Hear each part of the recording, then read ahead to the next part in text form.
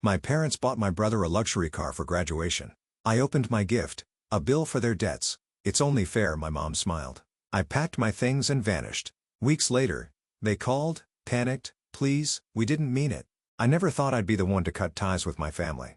I always imagined I'd be the dutiful son, the one who'd stick around, help out when needed, and be there for my parents no matter what. But life has a funny way of showing you people's true colors when money is involved. My name is Daniel, and I have a twin brother, Jason. Growing up, we were always treated a little differently. Jason was the golden child, athletic, popular, the one who could do no wrong in my parents' eyes. I, on the other hand, was the quieter one. I preferred books over sports, computers over parties. It wasn't that I resented Jason, I didn't, but I always knew that, between the two of us, he was the favorite. Still, I never thought it would come to this.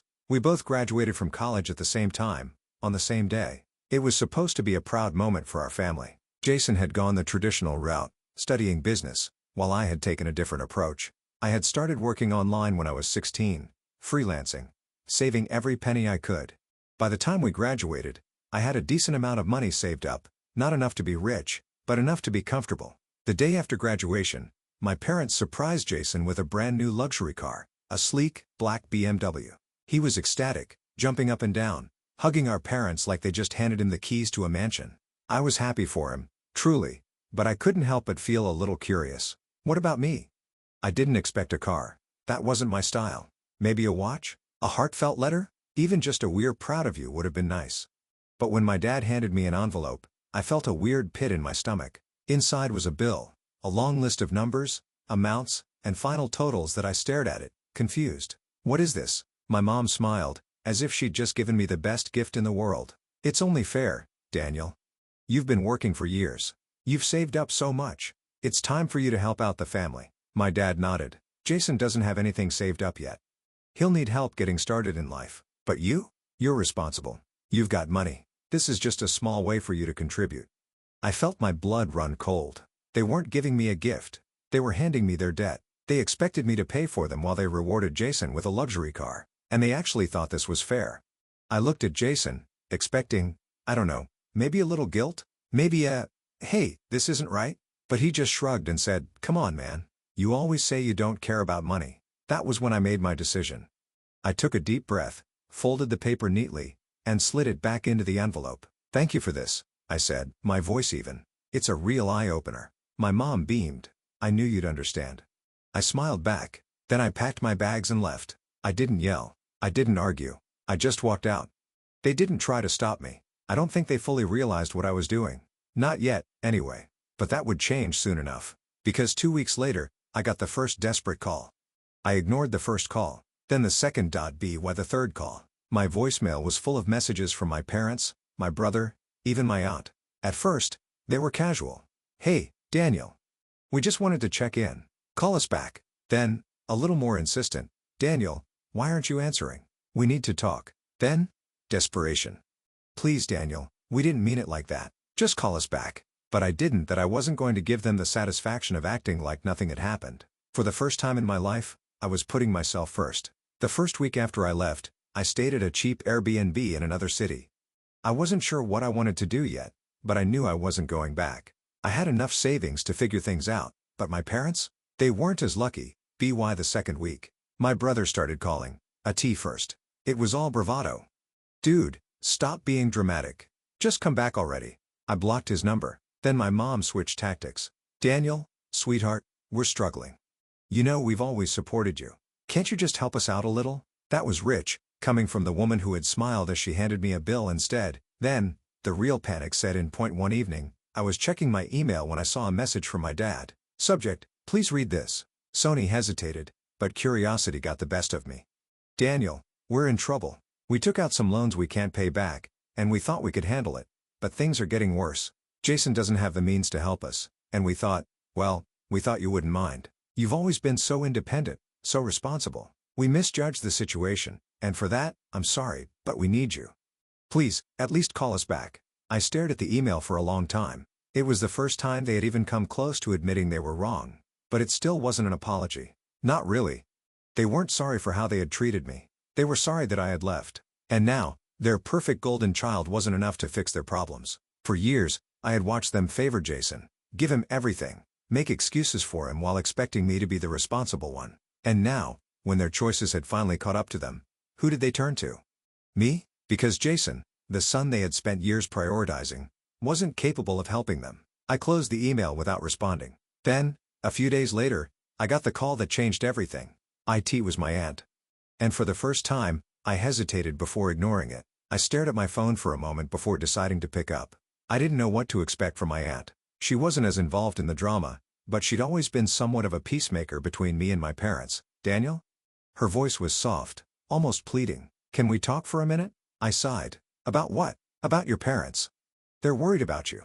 Yeah, I know, I said, keeping my tone level, but I think they're a little more worried about themselves right now. There was a long pause. Then she said, please, don't be like this. They made a mistake. They thought you would understand. They didn't mean for things to go this way. I could hear the desperation in her voice, but I wasn't backing down. Not now. Not after everything that had happened. I took a deep breath and asked the question that had been swirling in my mind for days. Why, Aunt Karen, why did they buy Jason a car if they're struggling? If they're in debt, how is that even possible?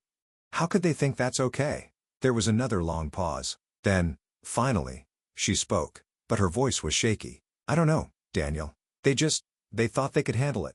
They always wanted to give Jason the best, and they figured it would be a good way to celebrate his graduation. They never imagined you'd leave over it. I felt the weight of her words, but it didn't change anything. My parents had always put Jason first, given him whatever he wanted. And now, they had crossed a line that I couldn't ignore. And what about me? What did I get for graduating? A bill? A bill for their debt? I couldn't keep the bitterness out of my voice. She was quiet for a moment. They didn't know how to show you they were proud of you, Daniel. They thought you'd understand because you've always been the responsible one, but they were wrong. And they regret it, they really do. I shook my head, even though she couldn't see me. It's not about that. It's about respect. It's about how they've treated me all these years.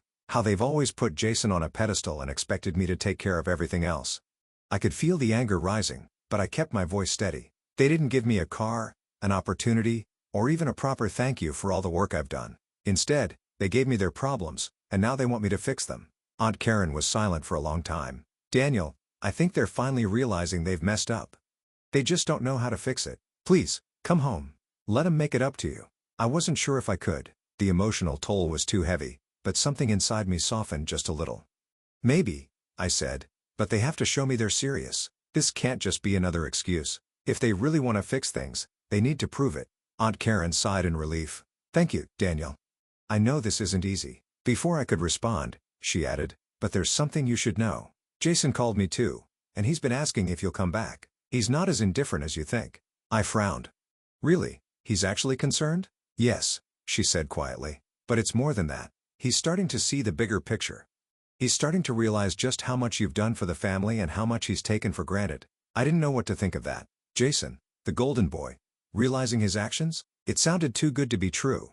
But maybe, just maybe, things could change. I still didn't know if I was ready to go back, but I had a feeling this story wasn't over yet. And in the next conversation, I would hear something that would push me to finally make a choice. The days passed, and I stayed in my little Airbnb, sorting through my thoughts, still refusing to call back. But then, something unexpected happened. It was a Thursday evening when my phone buzzed. I didn't recognize the number, but I answered anyway. Daniel? It was Jason. Yeah, I replied, my voice cool. Jason's voice was shaky and there was a long pause before he spoke again. Daniel, I'm sorry, but things got worse. Mom and Dad, they didn't listen. I tried to talk to them, but they're stubborn. They kept insisting they'd manage, but now they've had to sell the car. My heart sank, but a part of me couldn't help but feel vindicated. They sold the car? I repeated, my voice cold. Yeah, Jason's voice cracked. They had no choice. The bills piled up, and we couldn't keep up with the payments anymore. They sold it to cover some of the debt. It's gone, Daniel. I don't know what to say, man. I leaned back in my chair, staring out the window. A rush of satisfaction washed over me, mixed with something darker. They had chosen Jason. They had handed him a car and thrown my efforts in my face. And now, with all their mistakes catching up to them, they were losing it all. I wanted to gloat, to rub it in their faces, but I didn't say a word for a long time. Jason kept talking, his voice breaking, but I couldn't bring myself to feel sympathy. Finally, I spoke, my voice firm. Jason, you didn't have to lose the car. You should have known this would happen, that they wouldn't have the means to keep up. They always expect me to clean up their mess, but this time, I wasn't there to pick up the pieces. Jason was silent. I warned them too. I continued, my words sharper now. When they handed me that bill instead of a gift, I told them it would come back to bite them. And now it has. Jason's voice grew desperate. Daniel, please. I know this is messed up, but they didn't mean for this to happen. We never wanted it to turn out like this. I paused, savoring the feeling of power in this moment. I had finally broken free from their grip, from the years of being second place. You know what, Jason? I said coldly. Maybe it's a lesson they needed to learn the hard way. If they'd been a little more thoughtful, they wouldn't be in this situation now. I hope it stings. Jason started crying, and for a second, I almost felt guilty. But then the image of my parents' smug smiles when they handed me that bill flashed in my mind. I didn't feel guilty. Jason's sobs echoed through the phone, but I didn't offer comfort. Instead, I hung up, and for the first time, I felt a sense of justice. The scales were balanced, and my family was finally learning the consequences of their actions. The next few days were quiet. I kept to myself, staying in the Airbnb, not responding to any messages or calls. I wasn't even checking my phone much, except to catch up on work. It felt freeing, honestly. I didn't have to deal with anyone's drama anymore. Then, on Sunday afternoon, I got a call from an unknown number. I was about to ignore it, but something inside me told me it was time to face it head on. I picked up. Daniel? My mom's voice came through, shaky and desperate. Please, can you just hear us out? I didn't answer immediately. Instead, I leaned back in my chair, slowly exhaling. It had taken them this long to come to me, and it felt good to know they were finally on the other end of the phone. Daniel, we know we messed up, she continued. We never should have put all that pressure on you. We should have been better. We're so sorry. Please, come back. We'll fix everything. Just come home. I could hear the pleading in her voice, but it didn't move me. This was the same woman who had always told me to be responsible while giving Jason whatever he wanted. The same woman who, instead of appreciating my hard work, had handed me a bill for their failures. Mom, you're sorry? I said slowly, letting the sarcasm drip into my words. You're sorry for what exactly? Buying Jason a car while I was left to handle your mess? Is that what you're sorry for? Or are you sorry because you had to sell it? There was silence on the other end. I could almost hear her brain trying to process that, the reality of what she had done sinking in. Daniel, we never meant for things to get this bad. My mom said, her voice breaking now. Please, just come back. We'll do whatever it takes to make it right. You're still our son, and we love you. I rolled my eyes, even though she couldn't see me. It felt almost pathetic, hearing her beg after everything they had put me through. I'm sure you love me, I said, my tone flat. But love doesn't fix years of favoritism and neglect. You didn't think about me once when you made those decisions. Not once. I paused, letting that sink in. Then I added, and frankly, I don't need your apology. It's too late for that. You should have thought about this before. The line went quiet again, and I could feel my anger building, but I kept it cool just like I had learned to over the years. I'm not coming home, Mom. You made your choices, and now you're living with the consequences. I'm not here to clean up your mess anymore. There was a long, drawn-out pause, and then my dad's voice came on the line, sounding strained, desperate. Daniel, please, we were wrong. We see that now. We didn't mean for it to come to this. We never meant to push you away. I let out a low laugh, and my voice dripped with contempt. You didn't mean to push me away? Well, you sure have a funny way of showing it. You bought a car for Jason, handed me a bill, and expected me to just keep taking it. You didn't push me away. You kicked me to the curb. Please, son.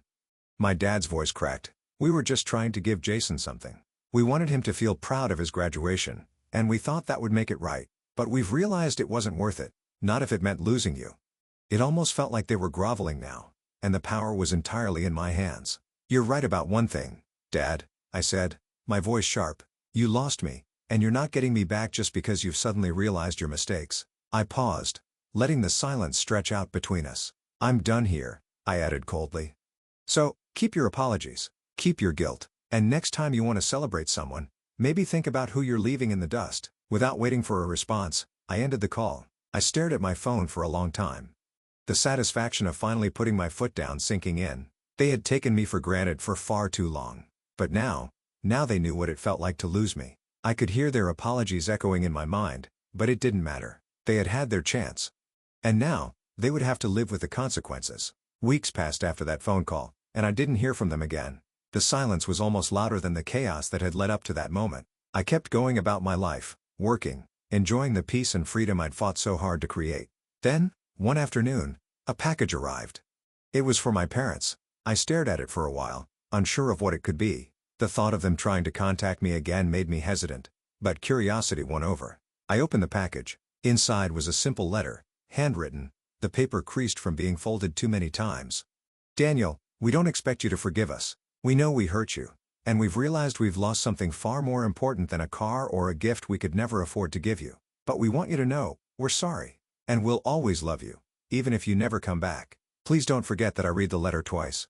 My eyes scanning over the words, feeling nothing. It wasn't enough. It wasn't even close. I threw the letter into the trash without a second thought, the satisfaction of not being swayed by their last-ditch effort settling in. I wasn't angry anymore, just indifferent. As for Jason, I'd received a few more texts from him, apologizing for being caught in the middle. I ignored them too. He had chosen his side. He would have to live with the consequences of that choice.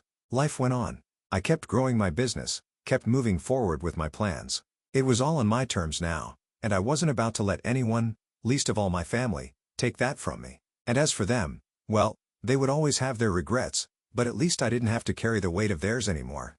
The end had come, but it wasn't a tragic one. It was a reminder that sometimes you have to step away from the people who never gave you a chance to be seen so that you can finally see yourself clearly. And for me, this was the beginning of a new chapter. At the end of the day, Daniel made a bold choice. He stopped letting his family's actions dictate his worth. It wasn't easy, but by walking away, he finally took control of his own future. It's a hard truth, but sometimes the most important relationship you can nurture is the one with yourself. What do you think? Was Daniel right to leave? Or should he have given his family another chance? Drop your thoughts in the comments.